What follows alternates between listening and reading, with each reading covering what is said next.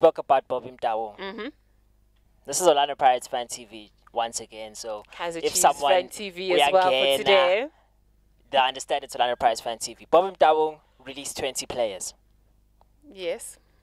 Did it make sense? Is it fair? Yes and no. The players' union is losing their minds. Is it?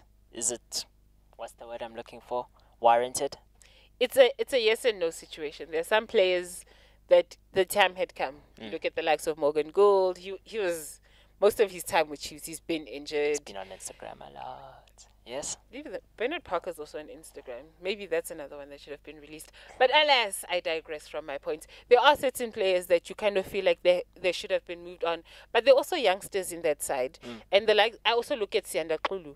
Was he really given a chance last season? So he shouldn't have been released. I don't think so. Give him but one he more was season. Off pace with the game. I saw some games. No, I agree friends. with it's not like You're you can from Europe. You cannot be. Look, first of all, you guys once signed Luis Boemote and he struggled for like 6 months in the league. Some people don't. Luis Boemote was an Orlando Pirates legend, according to what? some people.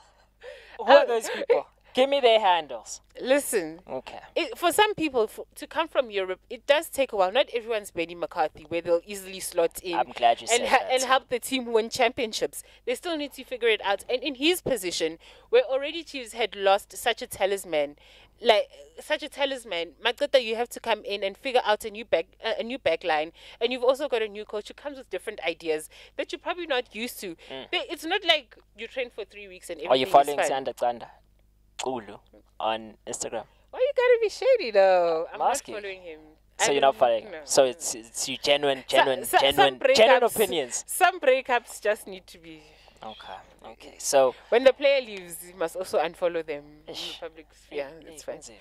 Okay, Ulu wasn't given a chance. Sharp. Let's go into midfield, your Pirates. Midfield, Isasa. How do you make that connection? We are not on Kaizer Chiefs Fan TV. Understand? We love what? Oh, you love KCTV. Yes, we do. Midfield. Uno Isasa. There is Tendai Njumayelo. There is Opa Manyisa.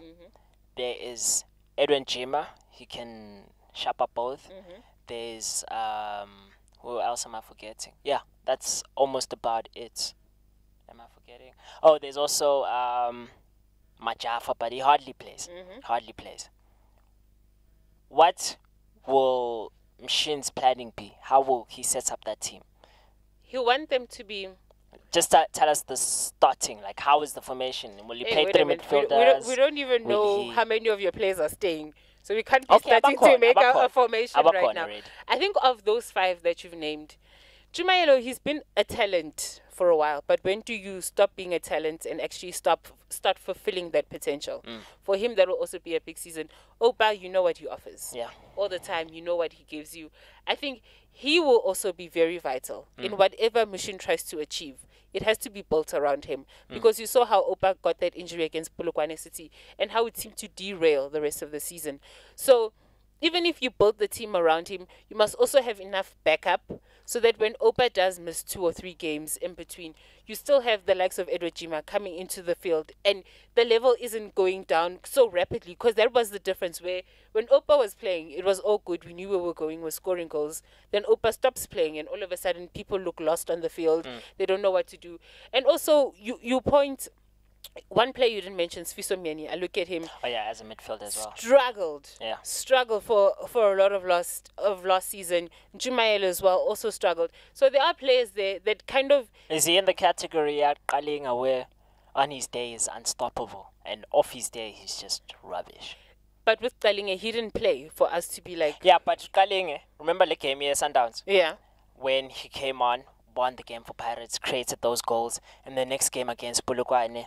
Nowhere to be. But see, with Kalinge, he got dropped as a result of that, where he didn't play a lot of games. Yeah, but I mean, you had the game of your life, and then you play against Polokwane City, and then you're just nowhere to be found. I mean, let's be fair on the coach. What can a coach do after your sometimes you give a player such contrast? You give a player 3-4 runs of a game, you kind of hope they pick it up. If they don't, then maybe you put them on the bench to be like, okay, this is what you need to work on it.